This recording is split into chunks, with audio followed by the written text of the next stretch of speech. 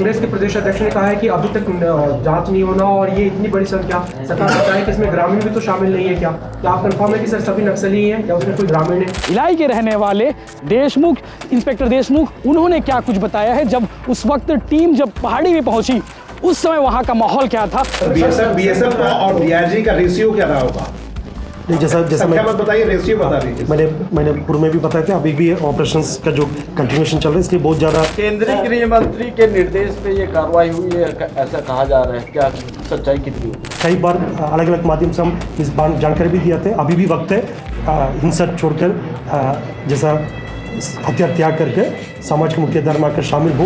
नमस्कार, जय जोहार, जय छत्तीसगढ़। मैं यशवंत साहू और आप देखना शुरू कर चुके हैं भिलाई टाइम्स। और भिलाई टाइम्स की टीम इस वक्त मौजूद है उत्तर बस्तर कांकेर में। और कांकेर के बारे में आपको पता ही होगा कि 16 अप्रैल 2024 ये वो तारीख है जो छत्तीसगढ़ और देश के इतिहास में हमेशा याद रखा जाएगा, क्योंकि 16 अप्रैल 2024 को छत्तीसगढ़ का सबसे बड़ा नक्सल ऑपरेशन को अंजाम दिया गया। और इस नक्सल ऑपरेशन में, नक्सल मुठभेड़ में 29 नक्सली मारे गए हैं। 29 में से 15 नक्सली जो है महिला हैं और 14 पुरुष हैं, जिनके शव डीआरजी और बीएसएफ ने बरामद किया है। दोनों का ज्वाइंट ऑपरेशन था, ज्वाइंट नक्सल ऑपरेशन था। और इस नक्सल ऑपरेशन का जो है प्रेस कॉन्फ्रेंस किया गया कांकेर पुलिस अधीक्षक कार्यालय में। और बस्तर रेंज के आईजी पी सुंदरराज और बीएसएफ के आला अधिकारी मौजूद थे उस प्रेस कॉन्फ्रेंस में। उन्होंने पूरे सिलसिलेवार बताया कि कल का ऑपरेशन यानी कि 16 अप्रैल का जो ऑपरेशन था हापाटोला के जंगल में, इस ऑपरेशन को अंजाम दिया गया। उस ऑपरेशन में क्या कुछ हुआ और नक्सलियों के कब्जे से क्या क्या सामान बरामद हुए, ये सब कुछ आपको आगे डिटेल वीडियो में प्रेस कॉन्फ्रेंस में देखने को मिलेगा। लेकिन 14 अप्रैल 2024 की वो बात आपको याद रखनी चाहिए जिसमें देश के गृह मंत्री अमित शाह ने खैरागढ़ में कहा था कि 3 साल में हम छत्तीसगढ़ को नक्सल मुक्त बना देंगे, आप भाजपा को वोट दीजिए। ये तो खैर उनकी बात होगी। इसके अलावा उन्होंने ये भी कहा था कि छत्तीसगढ़ में जो मौजूदा हालात है, जो 3-4 महीने में लगातार नक्सल ऑपरेशन जो चलाए जा रहे हैं, उसकी तारीफ उन्होंने सीएम विष्णुदेसाई और डिप्टी सीएम गृह मंत्री विजय शर्मा की उन्होंने की थी। चूँकि उत्तर बस्तर यानी कि कांकेर इलाके में अमूमन जो है घटनाएँ जो हैं, मतलब नक्सली घटना जो है थोड़ी कम होती है। जो बस्तर के इलाके की बात करें तो बस्तर और कांकेर, इन दोनों की बात करें तो बस्तर इलाकों में यानी कि जो साउथ छत्तीसगढ़ है वहाँ नक्सल मूवमेंट ज़्यादा है। और उत्तर बस्तर यानी कि कांकेर इलाके में नक्सल मूवमेंट की जो आंकड़े हैं, जो संख्या है, वो थोड़ी सी कम है। लेकिन छत्तीसगढ़ पुलिस और बीएसएफ चूँकि यहाँ पे ज्वाइंट ऑपरेशन चला रही है और एक ग्रामीण की हत्या हुई थी, ग्रामीण की हत्या के बाद बीएसएफ और डीआरजी को इनपुट मिला था। उस इनपुट के आधार पर जो है एक ऑपरेशन की रणनीति बनी। 15 अप्रैल को टीम रवाना हुई, 15 अप्रैल की रात को, और 16 अप्रैल की सुबह जो है टीम उस इलाके में पहुंची जहां पे डीवीसी यानी कि शंकर राव और ललिता दोनों कमांडर हैं। दोनों काफ़ी सारी वारदात को अंजाम दे चुके हैं। इससे पहले बताया जा रहा है कि 50 से ज़्यादा वारदात दोनों अंजाम दे चुके हैं, बड़ी बड़ी घटनाओं में ये शामिल रहे हैं। तो जैसे कि जानकारी मिली थी कि ये दोनों वहाँ पर मौजूद हैं, बाकायदा बैठक ले रहे हैं। बैठक लेने के बाद वो वहाँ पे आराम कर रहे थे। और आराम करते वक्त जो पहाड़ी है, जिस पहाड़ी में डीआरजी और बीएसएफ की टीम पहुँची, उस पहाड़ी में वो आराम कर रहे थे। जैसे ही डीआरजी और बीएसएफ के फोर्स को देखा उन्होंने, देखने के बाद फायरिंग शुरू हुई। और फायरिंग शुरू होने के बाद जो है इस तरह आप समझ सकते हैं कि ये जंगल है, उत्तर बस्तर का ही जंगल है। आप समझ सकते हैं कि इस तरह से पहाड़ी नुमा जगह है हापाटोला का जंगल। और उस हापाटोला चूँकि छोटे बिटिया इलाका एक थाना क्षेत्र पड़ता है, उस थाना क्षेत्र के जंगल हापाटोला में इस तरह से पहाड़ी है। और नक्सली आप ये मान सकते हैं कि ऊपर जो है पहाड़ी में नक्सलियों का मूवमेंट था। लगभग 50 से ज़्यादा नक्सली थे और 50 से ज़्यादा नक्सलियों का मूवमेंट होने की खबर मिलती ही टीम रवाना हुई। और टीम जैसे ही आगे बढ़ते जा रही थी, लगभग 200-300 मीटर की दूरी थी, उतने में फायरिंग की आवाज़ शुरू हुई। जवाबी फायरिंग में हमारे डीआरजी और बीएसएफ के जवानों ने जिस तरह से जवाबी फायरिंग की, उस जवाबी फायरिंग में 29 नक्सली मारे गए और कई नक्सली घायल हैं। दावा किया गया है कि 35 से ज़्यादा नक्सली मारे गए हैं, जिनके शव 29 बरामद हुए, बाकी नक्सली अपने साथ लेकर चले गए हैं। आप समझ सकते हैं कि इस तरह से पहाड़ी नुमा जगह रहा होगा हापाटोला का जंगल। और उस हापाटोला के जंगल में वारदात को, इस नक्सल ऑपरेशन को अंजाम दिया गया है। और जो नक्सली मारे गए हैं, जो नक्सली मारे गए हैं, उनके कब्जे से जो है कई सारे सामान बरामद हुए हैं और वर्दीधारी नक्सली के शव बरामद हुए। इससे स्पष्ट है कि वो नक्सली ही थे। पर जो है आज प्रेस कॉन्फ्रेंस में सवाल किया गया, क्या ये ग्रामीण थे कि ये वाकई में नक्सली थे? इस सवाल का जवाब आईजी सुंदरराज ने क्या दिया है आप आगे वीडियो में देखेंगे। इसके अलावा इस ऑपरेशन के बाद जो है आगे क्या रणनीति हो सकती है छत्तीसगढ़ पुलिस की, बीएसएफ की और तमाम जो पैरामिलिट्री फोर्स जो बस्तर में डिप्लॉयड हैं, उनकी रणनीति क्या हो सकती है, इस पर भी उन्होंने बात की है। इसके अलावा नक्सलियों के कब्जे से कई सारे सामान बरामद हुए हैं, उन सामानों को लेकर भी पुलिस और डीआर जो बीएसएफ की टीम है वो जांच में जुटी है। दस्तावेज बरामद हुए, उन दस्तावेजों के आधार पर जो है आगे और बड़े बड़े खुलासे हो सकते हैं। लेकिन हाँ, ये माना सकता है कि लगातार ऑपरेशन चलाए जा रहे हैं बस्तर में और उसके फलस्वरूप जो है सफलता पुलिस को मिल रही है। और आपको बता दूं कि वो तारीख आपको बताना चाहूँगा जिन तारीखों में बड़े बड़े जो इनकाउंटर हुए हैं, बड़े बड़ी घटनाओं को अंजाम दिया गया है, वो आपको बताता हूं कि 12 जनवरी को बीजापुर जिले के गंगालूर थाना क्षेत्र के अंतर्गत पुसनार जंगल में एक मुठभेड़ हुई थी। इस मुठभेड़ में 1 नक्सली मारा गया था और 4 घायल हुए थे। इसके बाद 20 जनवरी को बीजापुर जिले के बेलगुट्टा पहाड़ियों पर मुठभेड़ हुई थी। इसमें 2 महिला समेत 3 नक्सली मारे गए थे। 31 जनवरी को बीजापुर सुकमा जिले की सीमा पर ग्राम टेकलगुडम के नज़दीक में मुठभेड़ हुआ था। इस मुठभेड़ में 10 नक्सली मारे गए और 20 से ज़्यादा नक्सली जो है घायल हुए थे। इसके बाद 4 फरवरी को ही सुकमा जिले के नागाराज के निकट मुठभेड़ हुई थी। इसमें 1 नक्सली ढेर हुआ था। इसके अलावा इसी दिन नारायणपुर जिले के ओरछा क्षेत्र के गाँव गुमागल के जंगल में मुठभेड़ हुई थी। इस मुठभेड़ में 2 नक्सली ढेर हुए थे। इसके अलावा 8 फरवरी को सुकमा जिले के गोंदपल्ली में मुठभेड़ हुई थी। इसमें 8 लाख का इनामी नक्सली चंद्रना उर्फ सत्यम ढेर हुआ था। इसके बाद 24 फरवरी को सुकमा जिले के किस्टाराम में मुठभेड़ हुई थी। इस मुठभेड़ में जो है 1 नक्सली मारा गया था। अब इसके बाद जो है 1 अप्रैल को सुकमा जिले के पैसलपाड़ में मुठभेड़ हुई थी। इसमें 1 नक्सली ढेर हुआ था और 1 अप्रैल को ही अन्य मुठभेड़ में 13 नक्सली मारे गए थे। आप समझ सकते हैं आंकड़ा लगातार बढ़ रहा है और ऑपरेशन भी लगातार तेजी से बढ़ रहा है। जैसा कि छत्तीसगढ़ के सीएम विष्णु देसाई, गृह मंत्री विजय शर्मा और 14 अप्रैल को खैरागढ़ में आए देश के गृह मंत्री अमित शाह ने कहा था कि नक्सल ऑपरेशन को लेकर अभियान तेजी से जारी रहेगा। इसके अलावा छत्तीसगढ़ को 3 साल में नक्सल मुक्त बनाने का दावा उन्होंने किया है। अब आगे देखने वाली बात यह रहेगी आने वाले दिनों में किस तरह से ऑपरेशन तेजी से और चलते हैं और इस पर सियासत भी लाजमी है। छत्तीसगढ़ के गृह मंत्री विजय शर्मा ने इस बयान पर जो है आपत्ति दर्ज कराते हुए उन्होंने भी आड़े हाथ लिया है।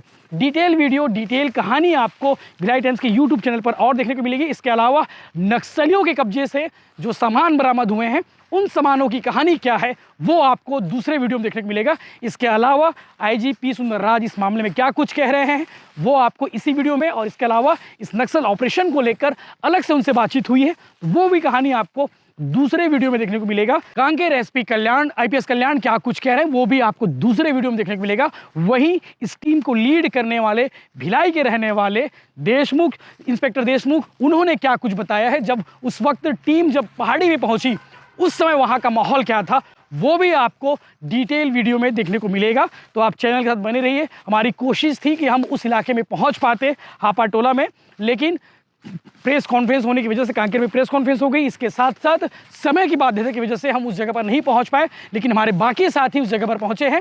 हमारी कोशिश होगी कि उनके विजुअल्स, उनके वीडियोस हम आपको इस चैनल पर दिखा सके ताकि हमारे दर्शकों को भी ये पता चल सके कि वहाँ का मंजर क्या था, वहाँ का हाल क्या था। सबको नमस्कार। थोड़ा शांत हो जाएगा फिर कार्रवाई शुरू कर सकता है। थोड़ा 1 मिनट आप टाइम दे रहे, थोड़ा सब सेटल हो जाए जल्दी।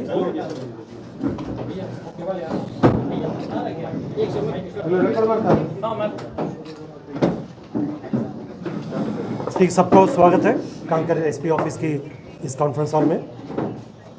सर्वप्रथम आप सबका आज की त्यौहार है जो रामनवमी, उसका भी हार्दिक शुभकामना है। और आप सब लोग को विदित है कल 16 अप्रैल को जिला कांकेर की एक उत्कृष्ट अभियान संचालित हुआ जिसका परिणाम भी काफ़ी सकारात्मक रहा। इस संबंध में आज ब्रीफिंग के लिए आप सब लोग को आमंत्रित किया गया। आज ब्रीफिंग में मेरे साथ डीआईजी कांकेर रेंज श्री के एल साहब हैं, कांकेर के एसपी साहब कल्याण साहब हैं, साथ साथ डीआईजी का भानुप्रतापपुर बीएसएफ डीआईजी साहब बाला साहब हैं, कमांडेंट 94 BN और उनके साथी अधिकारीगण, और साथ साथ जो अपना जिला पुलिस और डीआरजी के अधिकारीगण उपस्थित हैं। और ये भी जानकारी आप सब लोग को कल हमने अलग अलग माध्यम से शेयर किया। कल 16 अप्रैल को जिला कांकर की चोटापेटी थाना क्षेत्र अंतर्गत बीनागोंडा और कलपर के जो आसपास क्षेत्र में प्रतिबंधित एवं गैरकानूनी सीपी माओवादी संगठन की माओवादियों की उपस्थिति का आसूचना पर डीआरजी टीम और बीएसएफ के एक संयुक्त बल अभियान के लिए रवाना किए गए थे। अभियान के दौरान लगभग सुबह से लगातार सर्चिंग जारी थी। इलाका में दोपहर 2 बजे से लगातार सुरक्षा बल एवं माओवादियों के बीच में मुठभेड़ हुई। ये मुठभेड़ लगभग 4 घंटे चलते रहा रुक रुक कर, और सुरक्षा बल द्वारा बेहतरीन घेराबंदी के माध्यम से जो माओवादियों का जहाँ जहाँ पर उनकी जो ठिकाना है और जहाँ जहाँ पर उनकी एस्केप रूट है उन सबको जो कॉर्डन करके और अच्छी कोऑर्डिनेशन के साथ डीआरजी के अलग अलग टीम्स थे, साथ में बीएसएफ का टीम थे, आपस में बेहतर समन्वय स्थापित करते हुए जो माओवादियों का खिलाफ प्रभावी रूप से कार्रवाई की गई थे, जिसके परिणाम स्वरूप कुल 29 माओवादियों के डेड बॉडी रिकवर की गए थे। उनमें से 15 महिला माओवादी हैं और 14 पुरुष माओवादी का डेड बॉडी रिकवर किए गए थे।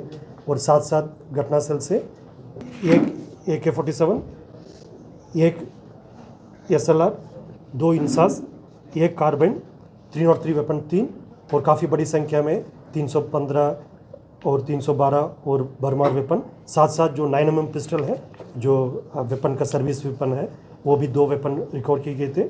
इन सब वेपनों का जो शिनाख्ती है कौन कौन सी घटनाक्रम में सुरक्षा बल से माओवादी द्वारा लूटा गया या छत्तीसगढ़ के अंदर या बाहर कहाँ कौन कौन सी घटनाक्रम में जो ये वेपन्स माओवादी द्वारा लूटा गया, तो उसका भी डिटेल हम निकलवा रहे हैं। जैसे संभवतः एक आध दिन में वो डिटेल भी हमको प्राप्त हो जाएगा। अभी कुल 29 माओवादी जो डेड बॉडी रिकवर किए गए थे उसका शिनाख्ती की कार्रवाई जारी है। इस पर प्राथमिक तौर पर 2 बड़ी जो माओवादी कैडर का जो शिनाख्ती अभी सामने आ रहा है, फिर भी कंफर्मेशन जैसा हमारा एक प्रक्रिया होते हैं इसका पंचनामा और जो स्पॉटर्स द्वारा आइडेंटिफाई करके और बाकी एजेंसी से भी हम उसको कंफर्म करके उसका फाइनली एक ऑथेंटिक रिपोर्ट देते हैं। लेकिन अभी जो प्राथमिक 2 आइडेंटिफिकेशन हुआ है उसमें एक शंकर है जो डीवीसी कैडर का और दूसरा जो ललिता वो भी डीवीसी रैंक का, जो ललिता जो रामदेव जो DKSFC मेंबर उनका वाइफ का बताया जा रहा है। फिर भी जैसा संपूर्ण जो आइडेंटिफिकेशन डिटेल्स प्रत्यक्ष हम जैसा पूरा प्रक्रिया कंप्लीट होने के बाद जारी करेगा। और जैसे वेपन्स का भी जैसे मैंने पहले बताए थे वो उसके वेपन का सोर्स है, कौन कौन सी घटनाक्रम में जो सुरक्षा बल से माओवादी द्वारा लूटा गया उसका भी हम प्रत्यक्ष से जारी करेगा। और आप सब लोग को ये भी जानकारी होगा विगत 3-4 महीने से बस्तर संभाग के अंतर्गत लगभग सभी इलाका में सभी जिला में काफ़ी प्रभावी रूप से माओवादियों के खिलाफ कार्रवाई की जा रही है, जिसके परिणाम स्वरूप अब तक जैसा 2024 में जनवरी से लेकर आज दिनांक तक टोटल 71 माओवादी कैडर का डेड बॉडी रिकवर की गए थे और लगभग 30 से अधिक जो ग्रेडेड वेपन्स है जो AK-47, LMG, INSAS, SLR, 9mm pistol, इस प्रकार का जो 303 इस प्रकार के जो ग्रेडेड वेपन्स 30 से अधिक संख्या में रिकवर की गए थे। और बीजापुर कांकर में काफ़ी बड़ी अभियान रहा जो कल वाला जो संभवतः छत्तीसगढ़ की जो एंटी नक्सल ऑपरेशन की जो इतिहास में सबसे जो माओवादी के डेड बॉडी की रिकवरी के दृष्टिकोण से सबसे बड़ी जो रिकवरी कल हुआ है। जैसा और वेपन्स के हिसाब से भी मतलब एक ही मुठभेड़ में इतना सारी जो ग्रेडेड वेपन्स मिलना भी संभवतः ये पहली बार कल की मुठभेड़ के पश्चात जो रिकवर की गए थे। और इसके पीछे जो कारण जैसा हमेशा हम लोग ब्रीफिंग के समय बताते रहते जो सुरक्षा बल की जो सदस्य द्वारा भले ये DRG हो या बस्तर फाइटर हो, STF हो या पैरामिलिट्री फोर्सेस जैसा कांकर में BSF तैनात है और नारायणपुर में भी BSF का भी तैनाती है और ITBP नारायणपुर में दक्षिण बस्तर इलाका में CRPF और SSB का भी ट्रूप्स हमारे यहाँ कार्यरत है। इस प्रकार स्थानीय पुलिस बल, स्पेशल फोर्सेस खासतौर पर DRG, बस्तर फाइटर, STF और लोकल पुलिस बल का और स्थानीय जो पुलिस अधिकारीगण और जो पैरामिलिट्री फोर्सेस का जो इतना वर्षों में जो अभियान के दौरान क्या कुछ कमी रह गई, काम पर हम लोग का उसका इम्प्रूव करने के जो स्कोप है, गुंजाइश है, इन सब पर लगातार विचार विमर्श करते करते धीरे धीरे हम ऐसे एक परिस्थिति में पहुंचे। अभी ये लड़ाई एक निर्णायक मोड में है, जैसा अभी तक विगत 3 महीने में सुरक्षा बल का अपर हैंड रहा है अब तक, और आने वाले समय में हमारा प्रयास ये रहेगा जो बढ़त हमको प्राप्त हुआ संपूर्ण बस्तर संभाग के अंतर्गत इस बढ़त को सावधानीपूर्वक आगे भी ले जाएगा ताकि माओवादी का एक असली चेहरा है, एक विकास विरोधी, एक जन विरोधी चेहरा है, इसको देखकर क्षेत्र की जनता भी उनसे छुटकारा लेने कब मिलेगा, मतलब उनके आतंक से कब मुक्त होगा, इस समय के लिए इंतजार कर रहा है और उसी दिशा में सही दिशा में हम लगातार आगे बढ़ रहे हैं और जनता का मंशा अनुरूप आने वाले समय में क्षेत्र में शांति व्यवस्था स्थापित करके विकास कार्य को भी गति देगा और क्षेत्र की जनता को और क्षेत्र को एक नया पहचान दिलाने का कार्रवाई अभी शुरू हो गई है। ये कार्रवाई आने वाले समय में और मजबूती से हम एक एक कदम आगे बढ़ेगा। आज के अवसर पर मैं विशेष तौर पर कल के अभियान में जो शामिल हमारा डीआरजी की अधिकारीगण, डीआरजी के बल सदस्यगण, साथ साथ जो पैरामिलिट्री फोर्स बीएसएफ का भी सभी बल सदस्य और अधिकारी जो अभियान में शामिल और जो टीम्स को लगातार मार्गदर्शन कर रहे हैं। एसपी साहब के नेतृत्व में एडिशनल एसपी साहब लोग भी लगातार इसको मॉनिटर कर रहे थे और फील्ड में जो एसडीओपी से लेकर थाना प्रभारी जो अभियान को नेतृत्व कर रहे थे, मॉनिटर कर रहे थे, और डीआईजी कांकेर और डीआईजी बीएसएफ और कमांडर साहब सभी अपना अपना भूमिका को बेहतरीन तरीके से निभाए थे, जिसके परिणाम काफ़ी सकारात्मक रहा है। और आने वाले समय में भी इस विषय को और बेहतर कैसा कर सकते हैं उस दिशा में काम करेगा। ये भी जानकारी हम बताना चाहेंगे। जो कल की मुठभेड़ में हमारा 2 अधिकारी जवान जो जिसका इलाज के लिए रायपुर भेजा गया, बीएसएफ का इंस्पेक्टर साहब और हमारा जो डीआरजी का जवान सूर्यकांत श्रीमाली और बीएसएफ के इंस्पेक्टर चौधरी साहब, इन दोनों का स्थिति अभी खतरा से बाहर है और रिकवर कर रहा है। उनका बेहतरीन ट्रीटमेंट रायपुर में हायर सेंटर में दी जा रही है। साथ साथ जो मुठभेड़ में घायल हुआ अन्य जो स्टाफ है जिनका साधारण चोट है वो फिर अपना अपना लोकेशंस में उनका इलाज जारी है और उनका स्थिति भी सामान्य है। और लगातार आसपास इलाके में भी रीइंफोर्समेंट पार्टी द्वारा सर्चिंग की जा रही है। प्राथमिक तौर पर इतना विषय हम रखना चाहते हैं। यदि आप लोग को कोई स्पेसिफिक कुछ और बात पूछना होगा या उसके पहले मैं एसपी साहब और डीएच साहब लोग से पूछूँ, यदि मेरे से कोई विषय छूट गई होगा वो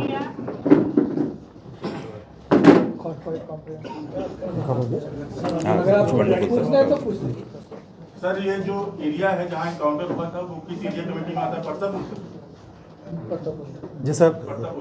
जैसा ये इलाका है जो नॉर्थ बस्तर डिवीजन कमेटी के जो क्षेत्र है और उस पर खासतौर प्रतापपुर एरिया कमेटी का जो सक्रिय उपस्थिति जी वो ज़्यादातर परतापुर एरिया कमेटी के ही लोग हैं। जैसे उसका भी शिनाख्ती कार्रवाई जारी है। जो प्रतापपुर एरिया कमेटी का होगा या किसी पीएलजीए फॉर्मेशन से, जैसा पीएलजी कंपनी या प्लेटून्स का भी होने की संभावना है, वो संभवतः आज शाम तक मैक्सिमम जो शिनाख्ती हो जाएगा। उसके लिए हमारा जो स्पॉटर्स और बाकी जो एजेंसी से जो दूसरे स्टेट का भी जो प्रोफाइल इन सबसे चेक करवा रहा है। जैसा भी देखा जाए तो विगत समय में लगातार जो इनके खिलाफ प्रभावी अभियान संचालित करने के परिणाम जो नॉर्थ बस्तर डिवीजन में जो रेगुलर आर्म्ड कैडर्स का जो संख्या अभी धीरे धीरे घटते हैं। अभी हमारा अनुमान है मतलब 80 से लेकर 90 तक जो रेगुलर आर्म्ड कैडर्स का भी अलग अलग डिवीजन कमिटीज़ में अलग अलग एरिया कमिटीज़ में अलग अलग जो पीएलजी फॉर्मेशन में होने की संभावना है। और ये इलाका मतलब मार्ट डिवीजन का भी जो एक सरहदी इलाका है देखा जाएगा। जो छोटे बेटी थाना है ये ट्राई जंक्शन पड़ते जो नीचे नारायणपुर का और कांकर का और इस तरफ वेस्ट साइड में गढ़चिरौली के ट्राई जंक्शन इलाका पड़ते। इस हिसाब से मतलब तीनों डिवीजन का लगातार उसमें कहीं ना कहीं मूवमेंट या कोई मीटिंग इस टाइप का जानकारी मिलते रहते हैं। और ये इलाका है आमतौर पर मतलब जो हमारा फोन से थोड़ा बाहर थे मतलब विगत समय में इन इलाका में इतना फोकस्ड अप्रोच जैसा भौगोलिक परिस्थिति कारण से या बल की जो इतना मजबूत उपस्थिति नहीं होने के कारण से इस इलाके में पूर्व में भी अभियान संचालित किए गए थे, लेकिन इतना जो प्रभावी रूप से नहीं हो पाए थे। अभी जैसा कल के जो आसूचना थे, जैसा नॉर्थ बस्तर डिवीजन कमेटी का शंकर, ललिता और जैसा पीएलजीए फॉर्मेशंस का जो सीनियर कैडर्स के लगभग 50 करीबन का जो उपस्थिति का सूचना का आधार पर ही ये अभियान संचालित किए गए थे। अभी टोटल 29 डेड बॉडी रिकवर की गए थे।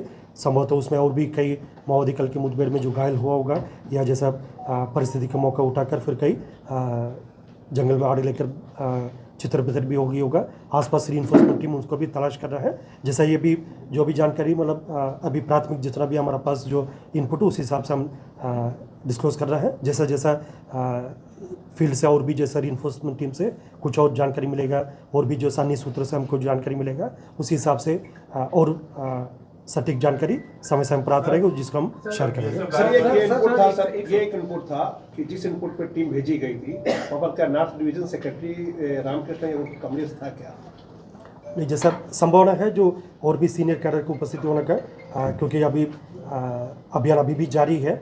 इसलिए जो रीइंफोर्समेंट टीम्स के द्वारा आसपास इलाके में सर्चिंग कर रहे थे, इसलिए हम बहुत ज़्यादा टैक्टिकल डिटेल्स अभी फिलहाल शेयर नहीं कर पाएगा, लेकिन जितना हम डिस्क्लोज कर सकते हैं उतना जानकारी बता दी। और संभवतः जो अभी डेड बॉडी रिकवर किया थे उनकी अलावा भी यदि एक आध और भी सीनियर कैडर्स होने का भी चांस है, उसकी इनकार नहीं कर सकता। उसके जहाँ घटना के बाद फिर उनका भागने के जो रूट है उसमें भी हमारा टीम सभी रीइंफोर्समेंट टीम्स सर्च कर रहा है। जैसे जैसे जानकारी आ गई हम अपडेट करेंगे।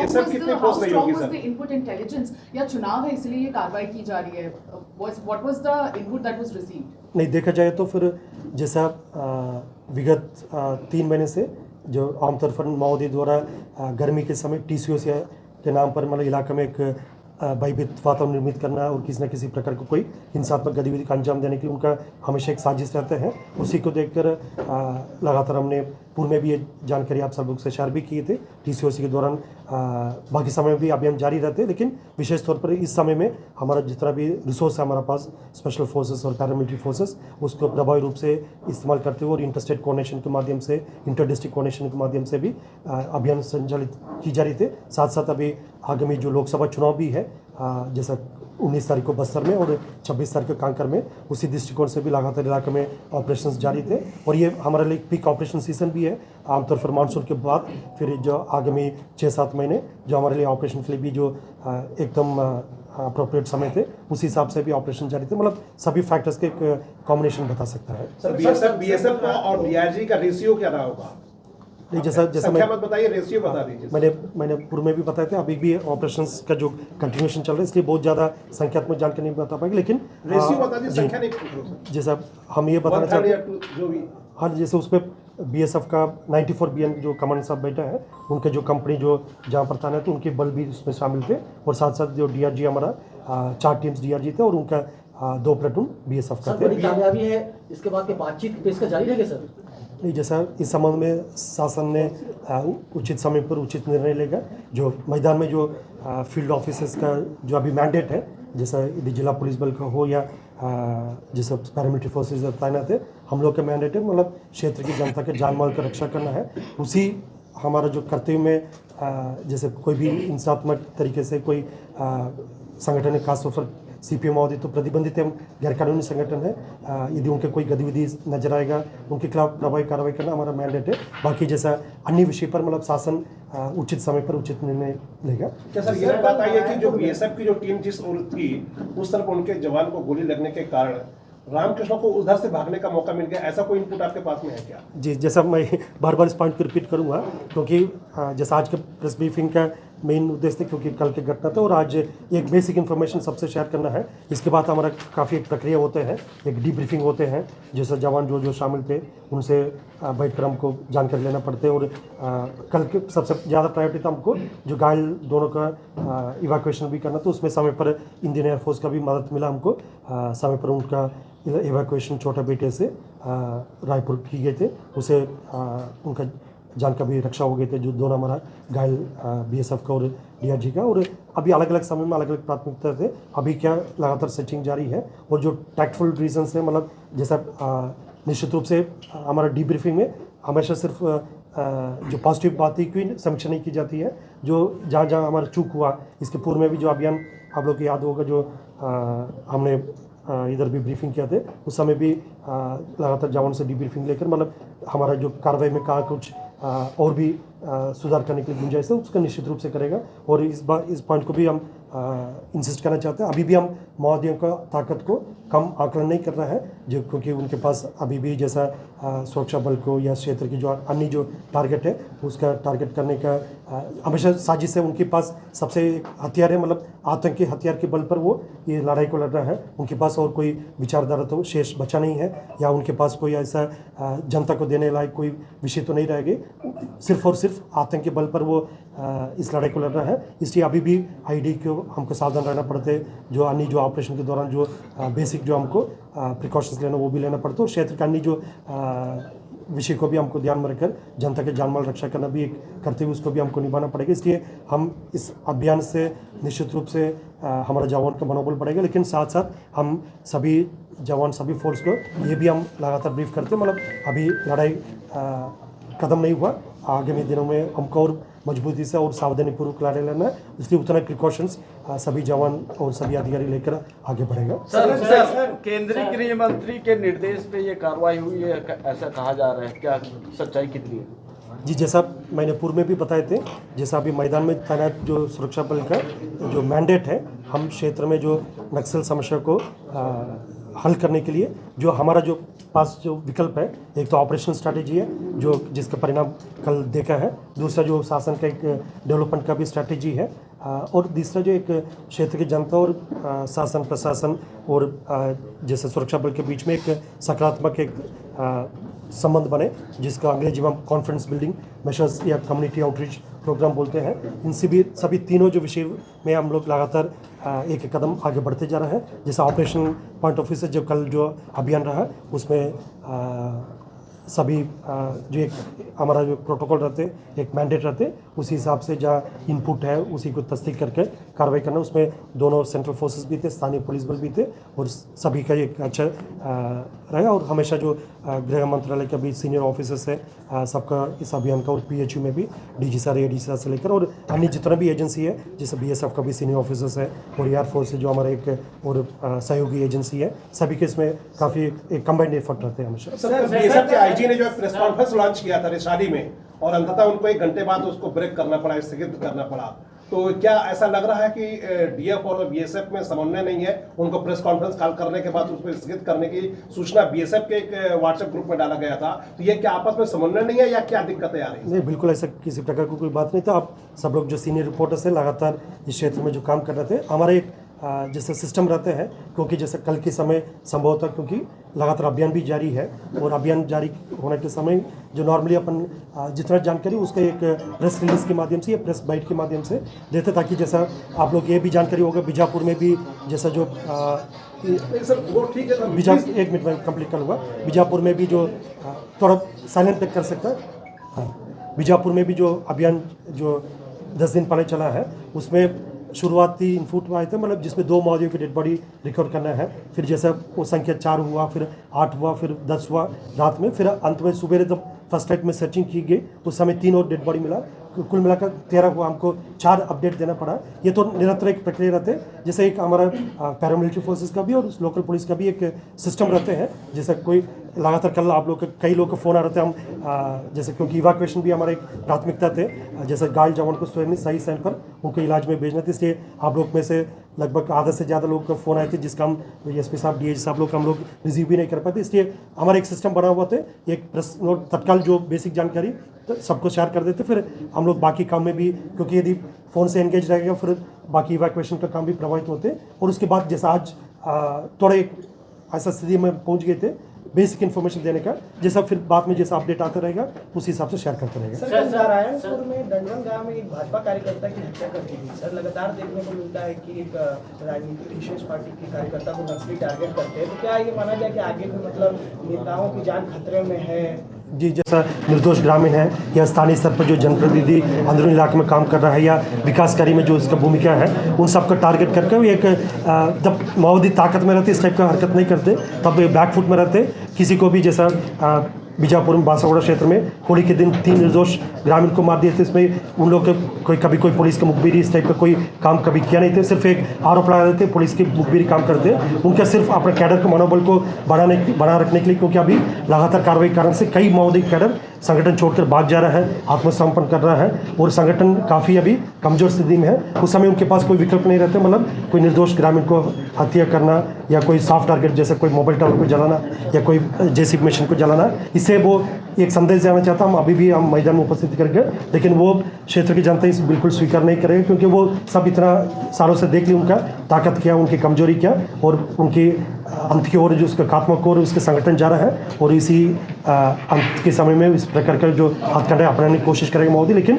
हमारा पूरा आश्वासन है इस प्रकार जो हथकंडे में उनको कोई फायदा नहीं होगा, उल्टा ये खात्मा के लिए काफ़ी बड़ी कारण बन सकता है मोदी के लिए, जिससे सॉफ्ट टारगेट को टारगेट करेगा, निश्चित रूप से खात्मा के लिए ये सबसे बड़ी कारण भी बन सकता है। चुनाव को लेकर क्या कुछ तैयारियां हो चुकी है?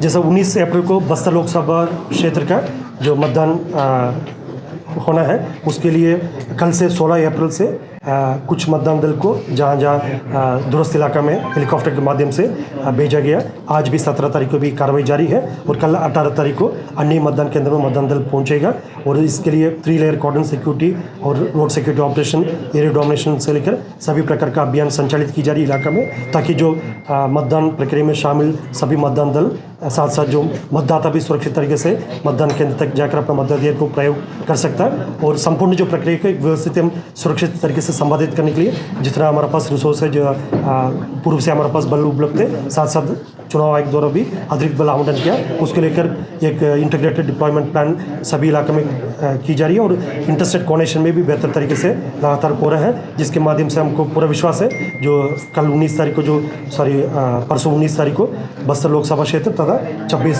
कांकेर लोकसभा क्षेत्र में सभी चुनाव प्रक्रिया अच्छी तरीके से हम संपादित कर सकते हैं। सर एक बड़ा अपडेट इस पे आया है सर, अभी तक आप सर कह रहे हैं कि प्रोसेस जारी है आइडेंटिफिकेशन की। कांग्रेस के प्रदेश अध्यक्ष ने कहा है कि अभी तक जांच नहीं होना और ये इतनी बड़ी संख्या, सरकार बताए कि इसमें ग्रामीण भी तो शामिल नहीं है, क्या आप कंफर्म है कि सर सभी नक्सली हैं, क्या उसमें कोई ग्रामीण है? जिस इसमें हमने स्पष्ट कर दिए थे, जैसा कल महोदय की उपस्थिति की आसूचना पर ही जो फोर्स गए थे और इतना बड़ी संख्या में जो automatic weapon AK-47 SLR, INSAS और 303 और कार्बिन जैसा वेपन 9mm पिस्टल जो सर्विस वेपन है जो मिलना, और जैसा शंकर और ललिता के जो संभवतः जो अभी आइडेंटिफिकेशन हुआ, और इसके बाद बाकी को आइडेंटिफिकेशन में हम इसलिए जल्दीबाजी नहीं कर रहे क्योंकि ये एक प्रोफेशनल प्रक्रिया है, जैसा उनका शिनाख्त करना पड़ेगा, उनके परिजन से उसका क्रॉस चेक करना पड़ेगा। जैसा बीजापुर में भी हमने जो पूरा समय लेने के बाद फिर प्रोफेशनल तरीके से इसमें ये भी जानकारी है, मतलब अधिकांश जो महोदय कह रहे हैं इसमें जो वर्दीदारी भी थे और इसमें किसी प्रकार को और उनका प्रोफाइल भी एक का भी डिटेल्स भी आ जाएगा, जैसा किसके क्या कितना अपराध में शामिल थे। और इस संदर्भ में हम ये भी जैसा पूर्व में भी हम लोग लगातार कई बार अपील किया है, अभी भी अपील करना चाहते हैं क्योंकि ये महोदय एक प्रतिबंधित और गैरकानूनी संगठन है और क्षेत्र के जो कैडर्स है जो आमतौर पर जो स्थानीय जो महोदय कैडर रहते, जो मिलिशिया में रहते या अन्य जो उनके फॉर्मेशन में रहते, उनको पूर्व में ये लोग दिग्भ्रमित करके डरा धमका कर अपने संगठन में भर्ती करते और उनके एक ह्यूमन शील्ड के रूप में भी इस्तेमाल करते हैं। जैसे कभी भी कोई मुठभेड़ होते हैं, जैसे कल का भी आप खुद एक अनुमान लगा रहे थे, संभवतः DKC मेंबर भी रहा होगा उसमें, जिस टाइप के जो सीनियर कैडर बाकी जो स्थानीय महोदय कैडर के एक ह्यूमन शील्ड के रूप में इस्तेमाल करके जैसा मौका देकर फिर वो पीछे मैदान से भाग जाते हैं। ये उनका पुराना कई वर्षों का तौर तरीके। इस बात को हम क्षेत्र के जो स्थानीय महोदय कैडर को कई बार अलग अलग माध्यम से हम इस बात जानकारी भी दिया थे। अभी भी वक्त है हिंसा छोड़कर जैसा हथियार त्याग करके समाज के मुख्य धारा में आकर शामिल हो और जैसे शासन का पुनर्वास एवं रिहैबिलिटेशन जो पॉलिसी है उसी का फायदा उठाकर एक सामान्य जीवन जिए और क्षेत्र में जो शांति व्यवस्था और विकास करें उनका भी एक भागीदार हो। लेकिन मैं अंत में ये स्पष्ट करना चाहूँगा, जो डेड बॉडीज रिकवर किए थे इसमें किसी प्रकार का कोई कन्फ्यूजन किंतु परंतु तो कोई बात ही नहीं, एक प्रोफेशनल तरीके से जो पूरा कार्रवाई की गई थे। जो और हर बार हम ये भी बताते जैसा जो सुरक्षा बल द्वारा कभी भी मुठभेड़ में शामिल समय परिस्थिति निर्मित होते, हम जो महोदय के उस समय हर बार चेतावनी भी देते जो अपना आइडेंटिटी को डिस्क्लोज करके ये जो सुरक्षा बल आपको चारों तरफ गिरा है आप हथियार छोड़कर सरेंडर करें करके, उसके बाद भी तब महोदय द्वारा सुरक्षा बल के ऊपर हमला करते, सेल्फ डिफेंस में हमको रिटेलिएशन करना पड़ते। ये तो पूरे एक नियम कानून की प्रक्रिया और जैसा हर मुठभेड़ में होते सभी प्रकार के जो रिपोर्ट्स हमको जहाँ जहाँ जो माननीय न्यायालय द्वारा जो निर्देश दिए गए थे सबको समय पर सभी प्रोटोकॉल का पालन की जाती, जिसमें किसी प्रकार कोई डाउट के गुंजाइश नहीं। जैसा लेफ्ट साइड राइट साइड सब ज्यादा सवाल होगी सामने से